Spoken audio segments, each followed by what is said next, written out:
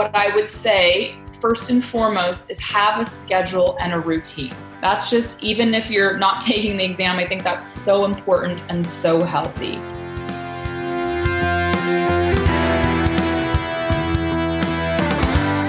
Hello, everyone. Welcome to Where Accountants Go, the Accounting Careers Podcast. I'm Mark Goldman, a CPA, and your host for the podcast.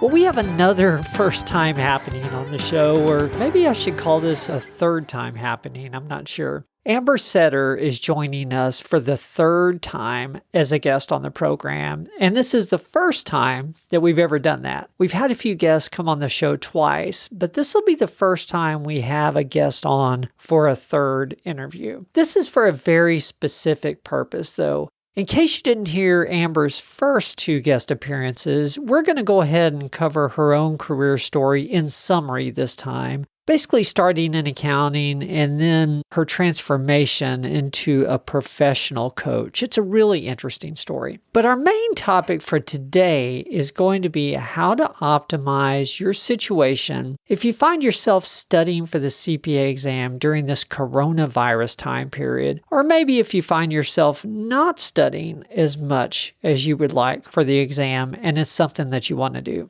Certification is really near and dear to my heart because it made a difference in my own career, and I wanted to bring on an expert who has faced her own challenges as well on the show so that we could share some practical advice and insights for how to get through studying in a time like this. If you're hearing this around the release date and you yourself are studying for the exam, I think you're going to find a tremendous amount of value in it. But even if you're listening to this much after the release date, 6 months, a year, maybe several years afterwards, I think you're still going to find value in it because, frankly, studying for a certification exam, any certification exam, takes tremendous effort. And there's definitely some valuable insights that Amber's going to share on how to get through that time period. If you do enjoy and in fact learn something from this unique episode, please share it out on social media. We love it when we gain new listeners. And of course, it helps others find the podcast as well. We've been seeing more and more of that, and it really warms my heart. I really appreciate you doing it. So if you can spare just an extra minute or two to share it out on social media or give us a rating in your podcast app, whichever you prefer, we really do appreciate it. It's so nice to have those. Thank you very much. Well, with that, let's go ahead and get started. A first for us, a third time on the show for Amber. Here's Amber Setter.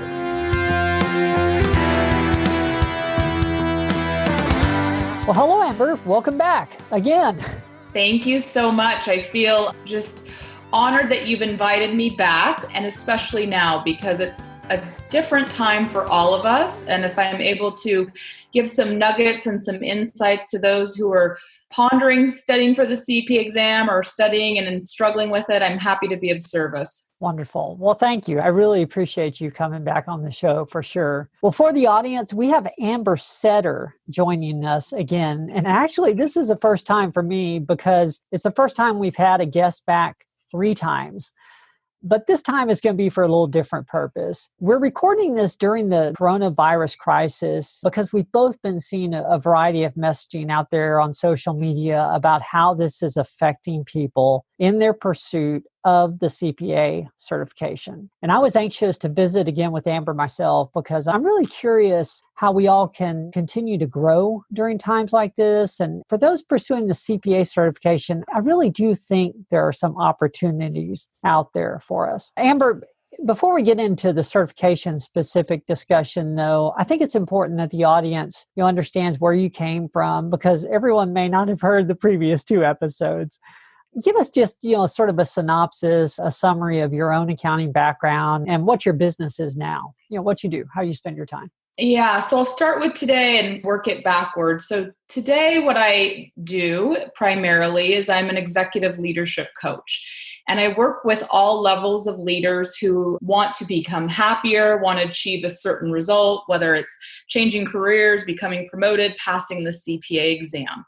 And I started my career as an accountant. Maybe what's relevant to today's conversation is I actually graduated in December 2002, and I was living in Silicon Valley. And at that time, 9/11 had happened. There was a contraction in the market. the .com bubble burst, and Arthur Andersen went under. So it wasn't really the best time to get a job in accounting in the Silicon Valley. I did. And so I think really empathize with people who might be recent graduates or coming to the market a little bit scared, because that's exactly what happened to me. I was a staff accountant for a couple years, shifted into working in campus recruiting. So I understand what it's like looking for candidates, seeking them out that might be relevant to today's conversation. I've done learning and development, so I know what it's like to get all the CPE once you get your license and help people manage that. And then I became a professional coach about 7 years ago. So I didn't really intentionally, per se, devote my career thus far to the accounting profession. In fact, in coach training, you can coach anyone. And I do have clients who aren't necessarily working in accounting, but the majority of my practice is people at all levels, and most people are working in public accounting. So a little bit about my history and what I'm up to today. Wonderful. You gave me enough there for episodes 4, 5, and even maybe 6 with you at this point. I love that. Yeah, that was a hard time when you got out of school. It was, yeah. I didn't really know it, but it was. But I got not only one offer, but 2. I turned my first offer down and followed my heart. So there's a little bit of that. I've been doing that for a while, and it's something as coach I always encourage people to do, is find their own path that suits them best. So true. So true. So how has the whole pandemic situation affected the CPA exam process from a practical standpoint? What are you seeing out there? Yeah, so there's definitely some practical pieces of things that we know, and then there's some things that we don't know. And I think that for all of us in all different kind of facets of our life, that's how it is, right? So what we do know with the CPA exam, one early change, which I think is a really great change, is that they've eliminated the blackout periods. So you might recall when they first introduced the computerized exam, it was 2 months on, 1 month off, and then that 1 month became 20 days where it was closed. Now that's all gone. So continuous testing is now available. Again, it's still an 18-month rolling period, but I think that is something helpful for people, especially as they're juggling compliance deadlines that they're working with and such, where there were conflicts before. That has gone away. Just yesterday, so here we are recording this on April 24th. Who knows when it's going to go out, and who knows how this is going to change. But yesterday, NASBA announced that CPA testing is going to resume on May 1st, so that Prometric will be opened again. It was closed for a while. Now, the caveat in there is we don't know, because it's open and it resumes, but that's based on what government regulations and guidelines allow. So it might be state by state or even county by county if Prometric's even open. And that's to me, a huge other big unknown is how are we going to keep a level playing field, right? If it's open in one state and it's not, and how they track 18 months. My heart goes out to those who are trying to track it and manage that 18 months, because it's just going to be so different and contextual for everyone. One other thing that we do know is that NASBA announced that because Prometric was closed, that if people had a notice to schedule that was going to expire. So when a candidate pays for their exams, or if they get something called a notice to schedule, and they can go to Prometric and schedule their exams, but those things expire. And if they had one that was going to expire between April 1st and June 30th, they're going to extend that all the way till September 30th. That's very generous. And there's nothing that the candidate needs to do. NASBA says you don't have to contact your board of accountancy. It'll automatically be extended for you. So that is something I thought was really generous and very helpful for the candidates. Beautiful, beautiful. Thank you for going over all that. It's going to be a nice resource for people to have it all in one place. Yeah. Tomorrow, but we'll see. Yeah, and when you said resources, that jogged my memory. I know that I'm in California, and in the California Board of Accountancy made a small special space specific to COVID-19. So questions that might be relevant for initial licensure. So they put things like this that they're updating that I just went over, as well as common question like, hey, my university, they're not giving me a grade. They're going to credit, no credit. Does that still count towards my 150 or 225? And the Board of Accountancy confirmed that it did. So maybe that's another resource for candidates, is just to look if their particular jurisdiction has a page that specifically has questions related to COVID-19 and the impact in their state. Okay.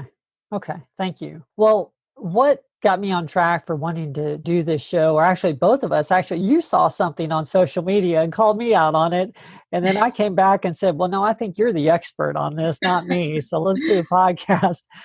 When all this started happening, I thought, well, great, this will be an opportunity for everyone studying for the CPA exam to just be able to study more. And we may even see an uptick in people getting certified. And then we saw something online about an individual having difficulty, and that hadn't even occurred to me. So obviously it had occurred to you. What could actually make it more difficult for people to prepare during this time? And how do we combat those issues? Yeah. So one of the things you said that triggered my mind was, before we go into the issues studying during the pandemic, is if we had a crystal ball and we could predict what's going to happen with CPA licensure.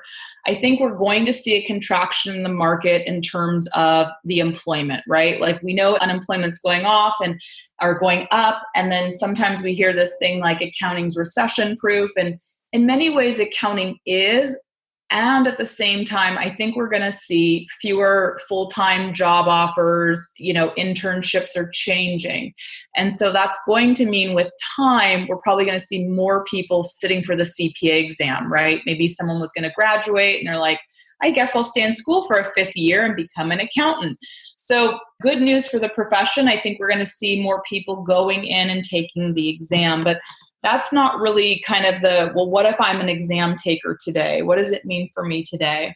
And it's always so contextual, right? So as a coach, I like to really help people understand, as a coach, I'm sometimes giving advice and expertise and helping people understand different theories or resources. But a big part of what I do is have people stop and say, who am I and what do I need? And then building a plan based on that. So if you're an exam candidate who is like Amber Sutter and has a small child with no childcare right now, it might not make sense to study for the exam because you might really not have time. I read this little short story that someone had posted on social media, and when it talked about the pandemic, it was a brilliant metaphor. It said, we're all in the same storm, but we all have a unique ship.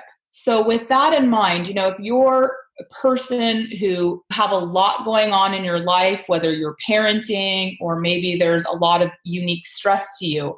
I personally know a couple people in my life where they have family members going through treatment for cancer. So those people are very vulnerable, or they might be going in for a procedure and they can't have family with them in the hospital. So it's just a very stressful time.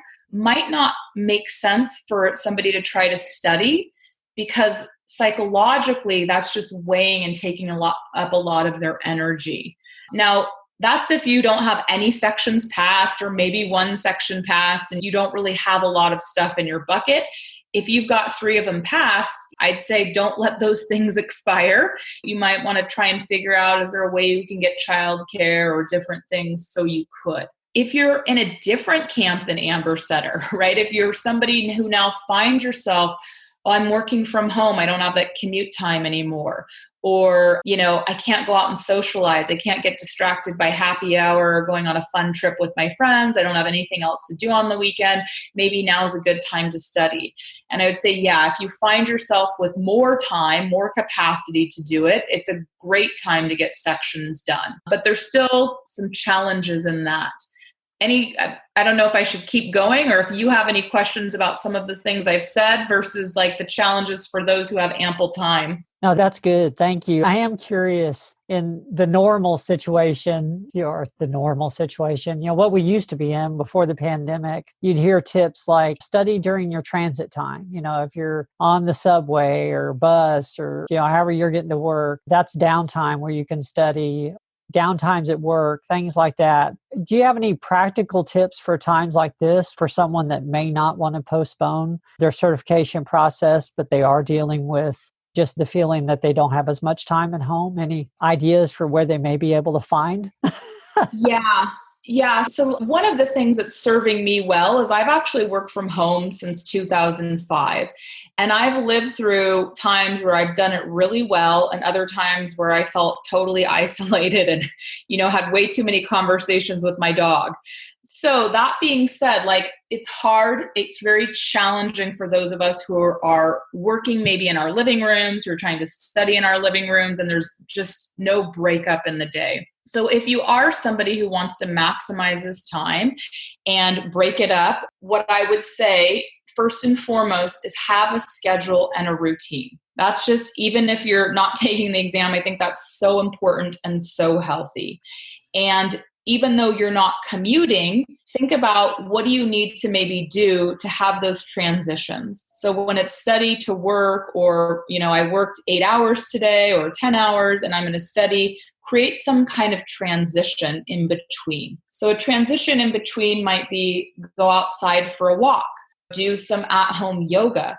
We take for granted that maybe depends on where you live, what your commute time's like, but that 15 minutes or 1 hour, that it's actually transporting your mind from doing my work to being a person who studies. I know personally parents right now are really challenged with this because they walk out of their office door, they're working from home and their kid just attacks them. They don't have 5 minutes, they only have seconds to try and psychologically switch to the next thing. So again, have a routine, but have a way to psychologically switch to that next thing that you're going to be working on.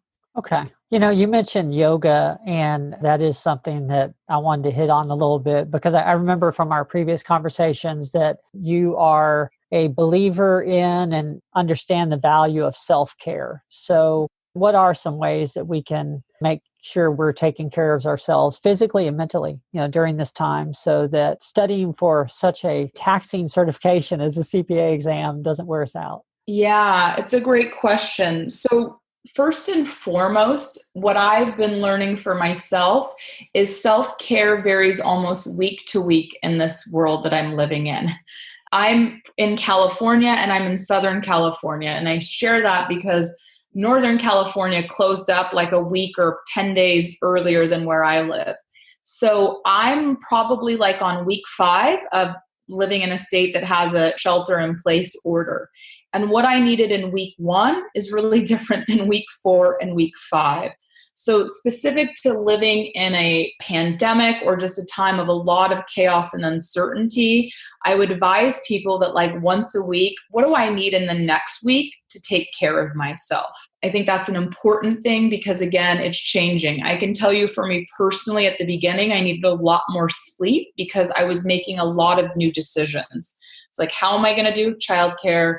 I've got to move all my clients around. My clients actually, their needs are taking a lot of my energy. And I think we're seeing that a lot of it with accountants, right? They're helping these businesses, small businesses, maybe they're really struggling and trying to help them understand how they can get some of these financial incentives. They're trying to learn all the rules, and it's exhausting work, right? So if work is really exhausting you, if the demand for work is really high, you might need more sleep. I also really, really believe that right now it's really important to check in with our own self. What I'm noticing in conversations of having with people is people are really getting present to what they value most. So it's either they're completely missing it, man, I can't wait to go on a hike again. I had a client tell me, I'm never going to take the beach for granted again. Here in California, we can go all the time, so maybe we don't go as often. So really just checking in, what do I need once a week, and really checking in with oneself, especially during this time. You might have read about it or heard about it, but having clear boundaries on the news. I think at first we're we really want to keep up to date, but there's not a lot of new news coming out necessarily. So maybe just having a time budget for how much news you're going to watch to make sure that it's just not creating some energetic diminishing returns for yourself. Other things could be journaling, right? Just getting your thoughts and feelings out. This is a very, very unique time. I actually just did a webinar earlier this week, and I went through the psychology of feeling out of our comfort zone using Maslow's hierarchy of needs. And I don't know if our listeners are that familiar with it, but the basic bottom of the pyramid is like our biological needs. And I shared, it's the first time in my life as a 42-year-old Caucasian woman, American, I went to the grocery store and I couldn't buy the basics. I couldn't get milk. I couldn't get bread. I couldn't get eggs. And that's a scary feeling. Like somewhere in me that probably rattled me. And what goes on in our thoughts and our feelings impacts our ability for those of us who are knowledge workers to produce. So again, it's important for candidates to kind of know, what am I thinking? What am I feeling? How do I need to take care of myself, given all the uncertainty that I'm living in? Yeah.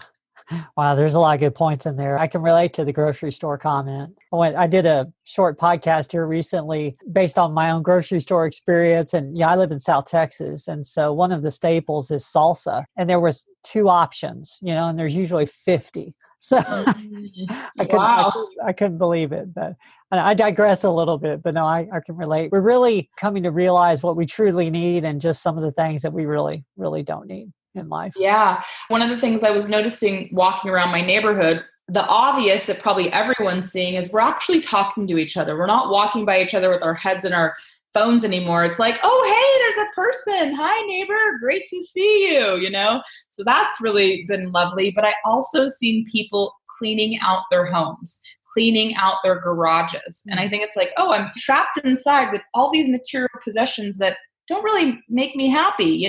What will make me happy? So I think there really can be some gifts in this experience if you focus on what are the gifts of the experience instead of the frustration that you can't do the things that, you like to be doing. Definitely. Well, now you did some research of your own put out some questions of your own on Fishbowl. And then I'm sure you've seen things on social media as well. So what other challenges are you hearing, or what pitfalls are you seeing people fall into during this time? Yeah, so I think let's talk about the pitfall. So one of the things that could be going on for exam takers is knowingly or unknowingly feeling fear about their job security. There is stuff being published. We've seen some firms who have decided that they're going to lay people off, or there's been reduction in compensation across the board. And that's some stuff that's really going on. And so whether it's happened in somebody's organization or they've heard about it or read an article about it, they might be carrying some insecurity that they're going to lose their job. And so when that happens, sometimes people will overcorrect and try to work as hard as they can, especially if they're working from home and people can't visibly see them, right? So they want to be online all the time. They want to respond within 5 seconds. And it's like the pendulum kind of shifts over too far. And I get that, right? We want to keep our job and we want to contribute. And where candidates just even not during the pandemic might get tripped up is they focus on the short term instead of the long term. So the short term is I want to respond to that email within 5 seconds and be available and prove that I'm working and I'm a hard worker. But long term, they might be doing that at the expense of the exam. And what I know from my time of working in campus recruiting and learning and development is when it comes to performance management in an organization, if somebody has passed the CPA exam, that's a big gold star in terms of them being a little head of others, maybe in their group, their peer group, and I think would be more favorable in ensuring job security than somebody who had not passed the exam. Another thing that's really, really real right now, I think, with all accountants, and I think it was one of my clients actually said it, is like, we don't do well in the unknown. Like, we like to know, we want that checklist, and like the unknowing is really a place of discomfort. So when we don't know how deadlines are going to go or regulations, it's just, I think I probably told you this joke before in another podcast, and I always go back to it, but why did the accountant cross the road? It's the same thing they did last year. So I always want to look back to that precedent and back to that precedent, and we don't have a precedent right now for everything that's going on. And that just psychologically takes up a lot of space for people. I do know there are very high number of accountants who are actually very, very busy right now. So just as an example for a tax practitioner, although they might have extended the individual due date to July 15th, clients still want their returns done. They want to know if they're getting a refund and they want their refund right away. Or maybe they didn't file a return before, but now they want to get some money from the government and they need the return filed in order to do that. So they're like, hi, remember that 2018 return I never did? Can you do that yesterday? And so there is actually a lot of activity and work so not all people maybe necessarily have ample time and they still need to make the exam a priority. And then the final piece is just people are having a hard time with this. Maybe they're sitting at home, they don't have a roommate, and they're all by themselves and they're feeling light up anxiety or depression. And when you're in this different psychological state, it's very, very hard to focus, right? You're trying to study and take in complex ideas, but your mind's not really operating at 100%. It's kind of like maybe you slept 2 hours instead of you got a good 8 hours of sleep. So if you're someone like that, I would just find ways that you can find emotional outlets and talk to people. Whether I know my clients, my coaching clients, they're not missing any calls. Like they realize now they need coaching more than ever to talk through their thoughts and their feelings and to get grounded. So people have others that can really emotionally support them in this time would be very, very valuable. A lot of good points, definitely. I like what you said about focusing on the long term, because I think, well, this is going to be one of those life experiences like 9/11 and Space Shuttle, where people will talk about where you were, during this time and what you did. And I think it's going to come up in interviews. And for those conversations, I think that employers are going to be looking for conversations about how you grew or how you were resilient or adapted. They're not going to be looking for the fact that you sat in front of your computer all the time or, binge Netflix the whole time. They're going to be something that where you improved yourself for sure. For sure. Well, this has been a really good conversation. There's a couple other items I want to talk to you about. You've caused me to think about some other things, but I want to make sure we cover everything that came out of that fishbowl questioning. Is there anything else that we should hit on? Yeah, I think we're pretty good. I mean, I would just say back to what you were saying about imagine you're being interviewed, because it's a great one, right? Like whether you're literally going to be going through an interview or not, what do you want to say you did with your life during this experience? And one of the things just to know about how the human brain works is it can't hold on to fear-based thoughts of, am I going to lose my job? How am I going to pay my rent? Am I going to get to see my grandma who's vulnerable ever again? It can't hold on to fear and gratitude at the same time. That's why you might not know why that we oftentimes coaches or articles, it's like the practice of gratitude is so important. It's so important because you're really training your brain to get into another space and to get out of fear and to get into a more grounded place of being. And so when we talk about growth or resiliency, by focusing on like, what are the gifts in this experience? What about today went well? I found myself going to the grocery store the second time during the pandemic, and they didn't have the beans that I wanted for this particular soup, but I bought some other ones. I'm like, these were even better. I wouldn't have picked up this alternative if I didn't have a choice. So maybe really using this as an opportunity to see all the ways in which things are going good or being grateful for what you do have. If we just sit there and get frustrated by what we don't have, I really wish my daughter's preschool was open. It would be nice to have childcare and a routine. Sure. And I just try to enjoy the gifts of be able to be with her more, right? Like, oh, she starts kindergarten in September and then she's kind of in that K through 12 system. What a gift that I get to have these months and this time with her now while she's little and she thinks I'm cool, because I've heard she might not think I'm cool at some point. So that would just be, again, imagine like to your question, there's going to be an interviewer asking me like, what did I do during this period? And what do you want to say that you did with your time, whether it was ample time or not a lot? How did you grow from the experience and overcome what really is a challenge in different ways for people? Okay. Since we're coming into this recession time, I didn't realize this is something you and I have in common. Actually, I started my career right after a major economic issue. I didn't realize you had as well. Mine was a little earlier, but but that's what we're in now. And so both of us had to find job opportunities when they weren't as plentiful, when interns weren't all scooped up. Any advice or, maybe thinking back to what maybe you did right or well at that time, or maybe what you didn't.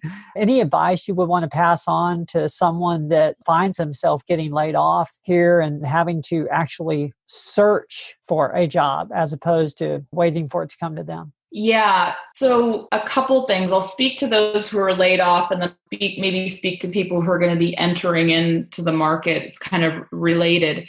So one of my favorite quotes is by an author named Eckhart Tolle. And he says, "How do you know you need to have an experience? Because that's the one you're having." So it's a little mystical, maybe a little out there. And that has been something that's really helped me. When life doesn't go the way that my planning mind went, when I'm going to do something, and this is when I'm going to do it, when it's not going that way, it's again, like, what are the gifts in the experience? So that's just one way for that I've seen that, when life doesn't go the way you plan, that there's a gift in it.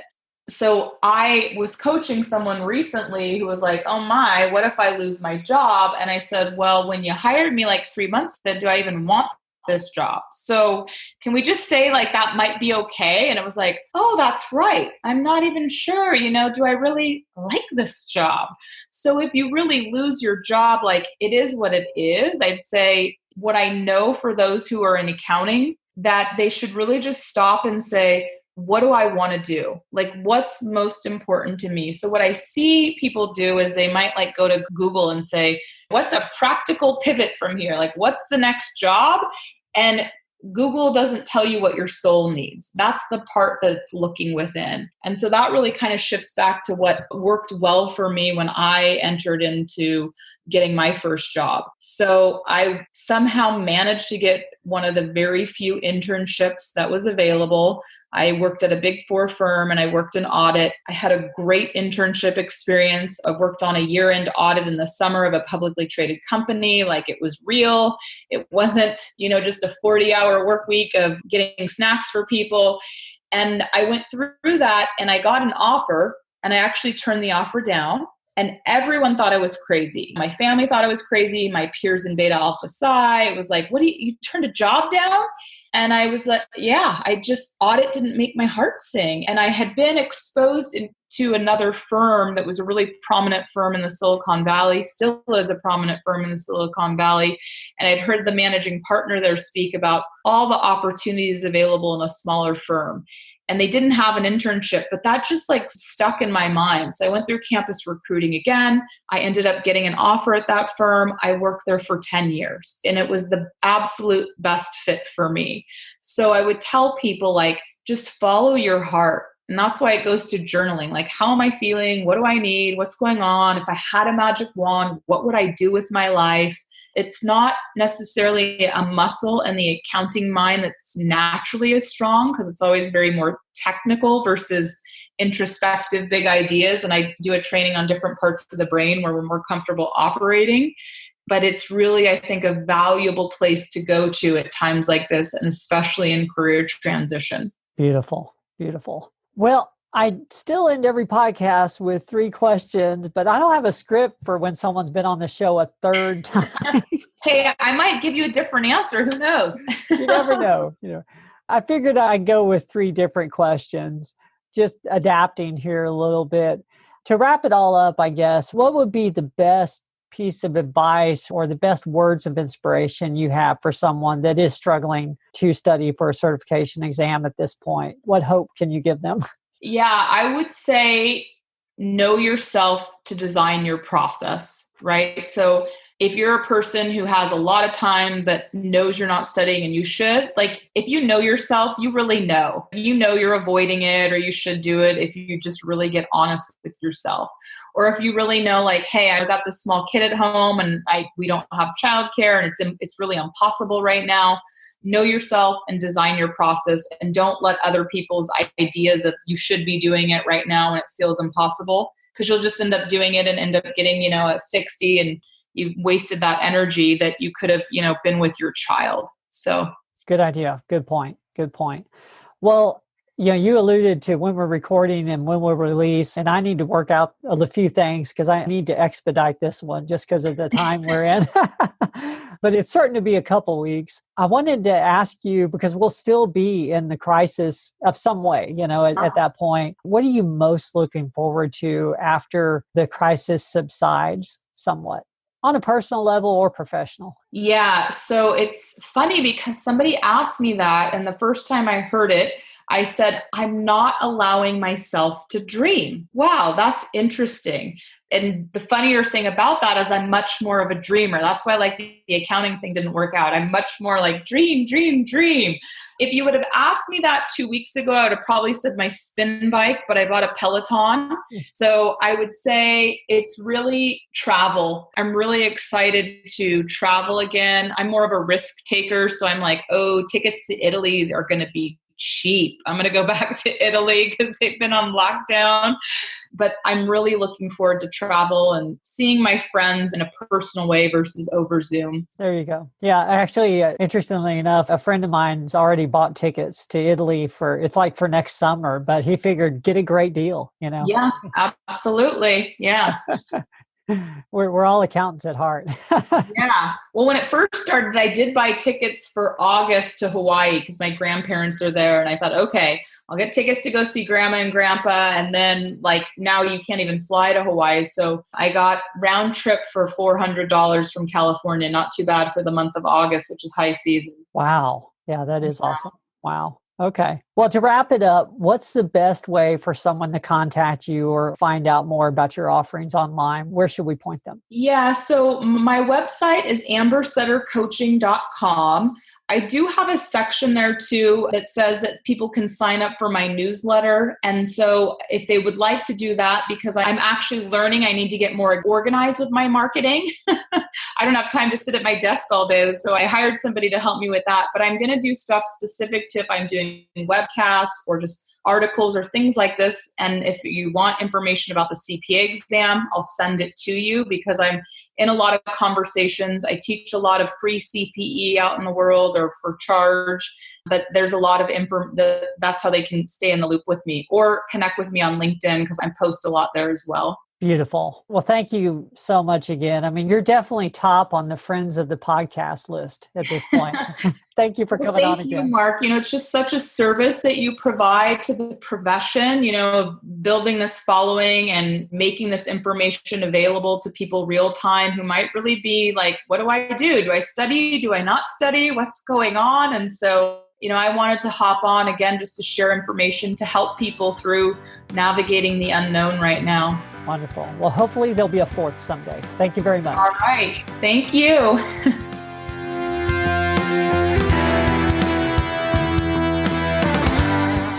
Well, that was my discussion with Amber Setter on how to handle studying for the CPA certification during a crisis period. And I don't know about you, but I found a lot of value and I really appreciated how practical she was with her advice. She didn't sugarcoat anything. And so if you are in that situation where you're studying for a certification exam during this pandemic period, or maybe you're listening to this several years later and you're just having difficulty for whatever reason. Maybe it's a huge crisis or maybe it's a small crisis, but it's getting in the way of your studying. Maybe you can find some value or little tidbits of knowledge that will help you through that period. I really hope that for you. Well, thank you again for joining us. I'm Mark Goldman, your host for Where Accountants Go, the Accounting Careers Podcast. Like I mentioned in the intro, if you can spare just a few seconds, please leave us a rating or share it out on social media. I really appreciate you taking the time to join us today and to help others find us. We'll see you all next week. There's more to come.